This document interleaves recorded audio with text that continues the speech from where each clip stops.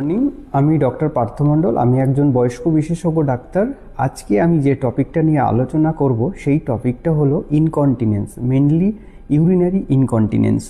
আমার কিছু কিছু পেশেন্ট আছেন এবং আপনাদেরও বাড়িতে বয়স্ক মা বাবা আছেন, এবং আমার যে সমস্ত বয়স্ক পেশেন্টরা বা মানুষজন এই ভিডিওটা দেখছেন, ওনাদের নিজের অনেক সময় এই ইনকন্টিনেন্স থাকে।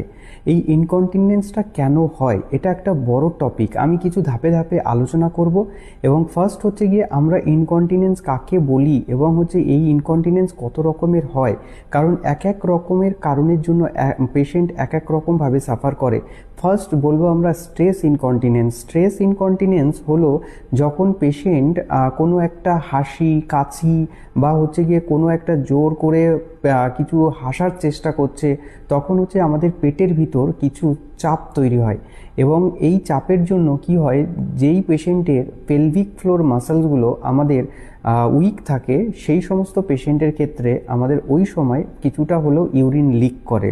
এবং এর ট্রিটমেন্ট কি করব? এর ট্রিটমেন্ট আমরা কিছু এক্সারসাইজ করি। আমরা কেগেল এক্সারসাইজ করতে বলি, কিছু অন্য অন্য স্ট্রেনাস অ্যাক্টিভিটিস আছে সেগুলো করতে বলি।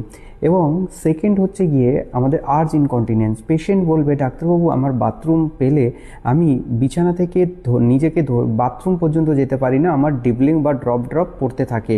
এই সমস্ত পেশেন্টের ক্ষেত্রে এটাকে বলা হয় আর্জ ইনকন্টিনেন্স। এটা মেনলি হয় ওভার অ্যাক্টিভ ব্লাডার, যে আমাদের ব্লাডারে যে মাসেলসগুলো আছে, ডেট্রুসার মাসেল, সেই মাসেলস ওভার অ্যাক্টিভিটি হয়ে যায়। তাহলে এই ক্ষেত্রেও আমাদের কিছু মেডিসিন আছে, মেডিসিন দিয়ে আমরা সেটাকে কন্ট্রোল করতে পারি।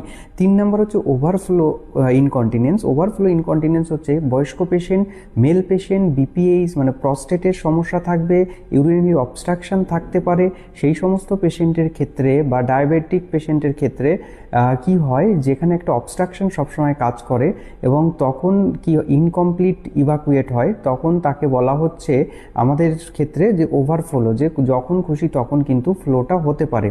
এবং 4 নম্বর যে টপিকটা আমি বলবো সেটা ফাংশনাল। এবং ফাংশনাল হয় কি, বয়স্ক মানুষ, বেডরিডেন মানুষ, তার এডিএল আইডিএল তার হ্যাম্পার থাকে, তাকে বাথরুমে যেতে সমস্যা তৈরি হয়। সেই জন্য হয় সেটা ফিজিওলজিক্যাল কারণে হতে পারে, সেটা কগনিটিভ কারণে হতে পারে, সেটা ডিমেনশিয়ার কারণেও হতে পারে, এবং অন্য কোনো এনভায়রনমেন্টাল ব্যারিয়ারের কারণে হতে পারে, যে পেশেন্ট বাথরুমে গিয়ে পৌঁছাতে পারছে না, তখন কিন্তু একটা ইনকন্টিনেন্স কমপ্লেন করে। এবং লাস্ট সেটা মিক্স টাইপ। এবং মিক্স টাইপটাতেও কিন্তু আমার স্ট্রেস ইনকন্টিনেন্স এবং আর্জ ইনকন্টিনেন্স, এই দুটোর মিক্সচার। তো আজকে আমি এখানেই শেষ করবো ভিডিও, কারণ ভিডিওর টাইমিং টু শর্ট। তো আমি একে একে সব একটা ধরে আমি আলোচনা করবো এবং তাদের ট্রিটমেন্টও আলোচনা করবো। এই বলে এখানে আমি আমার ভিডিও শেষ করছি। আপনারা সবাই ভালো থাকবেন। Thank you.